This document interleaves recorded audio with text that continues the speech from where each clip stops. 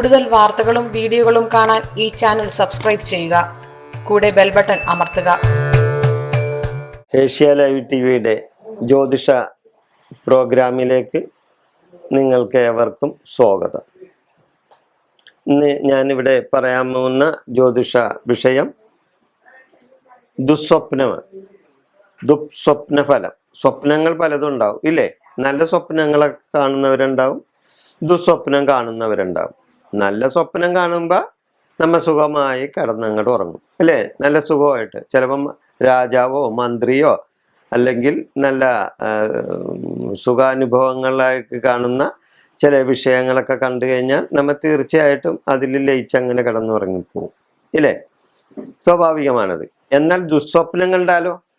ദുസ്വപ്നം കണ്ടാൽ തീർച്ചയായിട്ടും നമ്മൾ ചിലപ്പോൾ വല്ല ഞരങ്ങുകയോ മൂളുകയോ അതേപോലെ തന്നെ പെട്ടെന്ന് ചാടി എണീക്കുകയൊക്കെ ചെയ്യും ഇല്ലേ ദുസ്വപ്നം കണ്ടു കഴിഞ്ഞാൽ.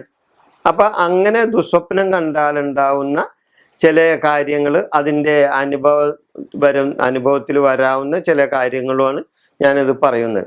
ഇത് എല്ലാവർക്കും അങ്ങനെ ഉണ്ടാകണമെന്നൊന്നുമില്ല കേട്ടോ. ചിലപ്പോൾ ചിലവർക്ക് അങ്ങനെ ഉണ്ടാകാം. നല്ല സ്വപ്നവും ചീത്ത സ്വപ്നവും കാണുമ്പോൾ ചിലർക്ക് ഉണ്ടാകുന്നത്. ചിലർക്ക് പേടിയുണ്ടാവും. അതേപോലെ തന്നെ ചിലർക്ക് പേടി മാത്രമല്ല, ഭയം കൊണ്ട് വിറക്കുകയൊക്കെ ചെയ്യും. അങ്ങനെയുണ്ട് ഈ ദുസ്വപ്നം കണ്ടു കഴിഞ്ഞാൽ. അപ്പം അതുപോലെ തന്നെ ഈ ശുനകൻ, നരി, കൃഷ്ണകീടങ്ങൾ ഇവയെ കണ്ടാൽ എന്താണെന്ന് ദുഃഖമാണ് ഫലം. ശുനകൻ, നരി, കൃഷ്ണകീടങ്ങൾ എന്നിവയെ കണ്ടാൽ ദുഃഖം നമുക്കുണ്ടാവും. അങ്ങനെ വരാം. അതേപോലെ തന്നെ കാക്ക, പരുന്ത്, കഴുത, കുതിര, ഒട്ടകം, രഥം, കുളം, പോത്ത് എന്നിവയൊക്കെ നമ്മൾ കണ്ടാൽ നമുക്ക് ദുഃഖവും ഭയവും ഉണ്ടാവും.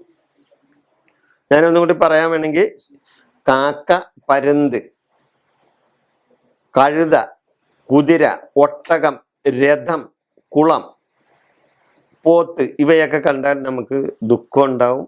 അതുപോലെ തന്നെ ഭയവും നമ്മളിൽ ഉണ്ടാക്കും. അതേപോലെ തന്നെ നമ്മൾ ഓടിപ്പോകുന്നതായിട്ടൊരു സ്വപ്നം കണ്ട പെട്ടെന്ന് നമ്മളിങ്ങനെ ഓടിപ്പോകുകയാണ് എന്നൊരു സ്വപ്നം നമ്മൾ കാണുന്നതാണ്. അത് കഴിഞ്ഞാൽ നമുക്ക് സ്വദേശത്ത് നിന്ന് നമുക്ക് പോകേണ്ടതായിട്ടുള്ള ഒരു അവസരം വരാം. അത് സ്വദേശത്ത് നാശം ഉണ്ടാവും നമുക്ക്, അങ്ങനെ പറയാം. സ്വദേശത്ത് നമുക്ക് ചിലപ്പോൾ ചില ഉപദ്രവം ഉണ്ടാകാനായിട്ടുള്ള ആ സാധ്യതയാണ് ഈ ഇങ്ങനെ കണ്ടു കഴിഞ്ഞാൽ. അതേപോലെ തന്നെ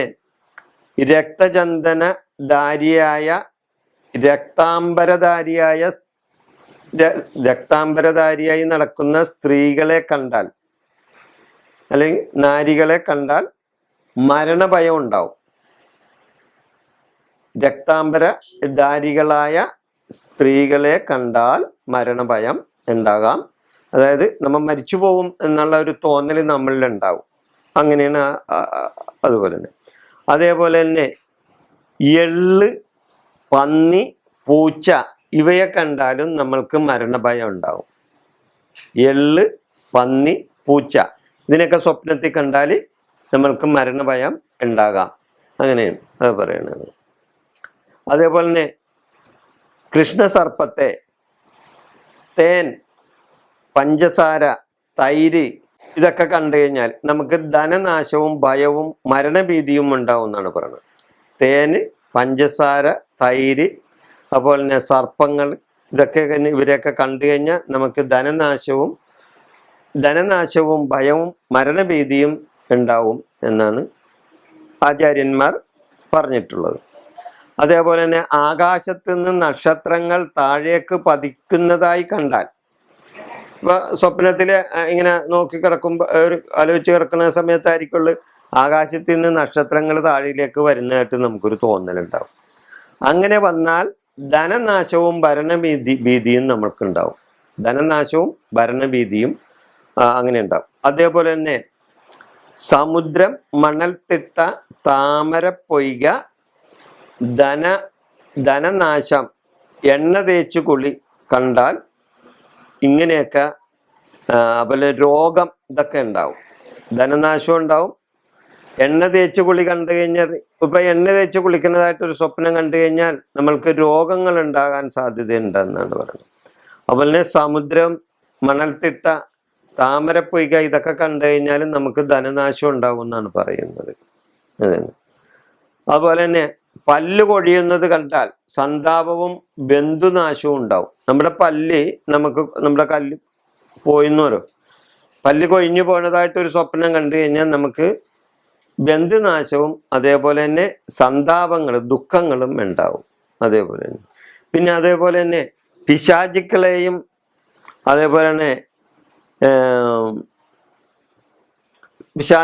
അതുപോലെ തന്നെ ദുഷിച്ച ചില ദുസ്വപ്നങ്ങൾ, അതേപോലെ ഇങ്ങനെയുള്ള സ്വപ്നങ്ങളാണ്. അതുപോലെ തന്നെ പിശാചുക്കളെ കണ്ടാൽ നമുക്ക് മരണ ഭയമുണ്ടാവും, ബന്ധു ദുഃഖങ്ങളും ഉണ്ടാവും. ബന്ധുക്കളെ കൊണ്ടുള്ള ദുഃഖങ്ങളും മരണഭയവും ഉണ്ടാവും പിശാചിനെ കണ്ടാൽ. പിശാച് എന്ന് പറഞ്ഞാൽ പല രൂപത്തില് നമുക്ക് മനസ്സിന്റെ ഇതനുസരിച്ചല്ലേ പിശാചാണ് ദൈവമാണെന്ന് തീരുമാനിക്കാൻ പറ്റുള്ളൂ.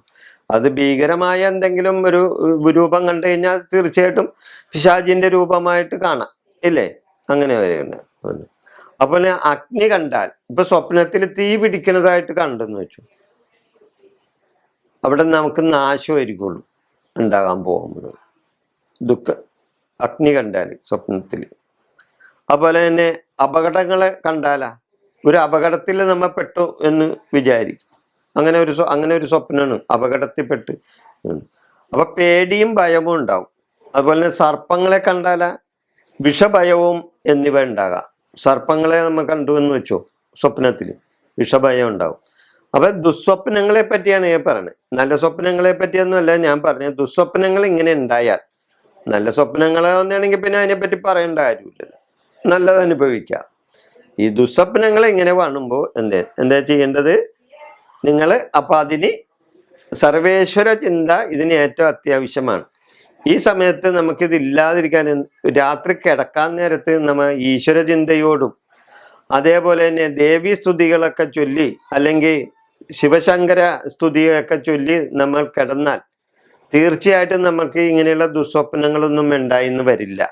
മനസ്സിലായോ? മനസ്സ് എപ്പോഴും കലുഷിതമായി അല്ലെങ്കിൽ എപ്പോഴും മനസ്സ് ഇങ്ങനെ പല വ്യാകുലപ്പെട്ട് ഇരിക്കുന്ന സമയത്തൊക്കെയാണ് നമുക്ക് കൂടുതലും ഈ ദുസ്വപ്നങ്ങൾ വരുന്നത്. അത് നമ്മുടെ ശാരീരികമായ ഒരു അവസ്ഥയിൽ ആണ്. നമ്മൾക്ക് ആ മനസ്സിനെ നമുക്ക് നിയന്ത്രിക്കാനോ അല്ലെങ്കിൽ മനസ്സിനെ നമുക്ക് അതേപോലെ തന്നെ മനസ്സ് നമ്മുടെ കയ്യിൽ നിന്ന് പിടിവിട്ടു പോണ ഒരു സമയത്തൊക്കെ ഈ പറഞ്ഞ ദുസ്വപ്നങ്ങളൊക്കെ നമുക്ക് വന്നു ചേരും.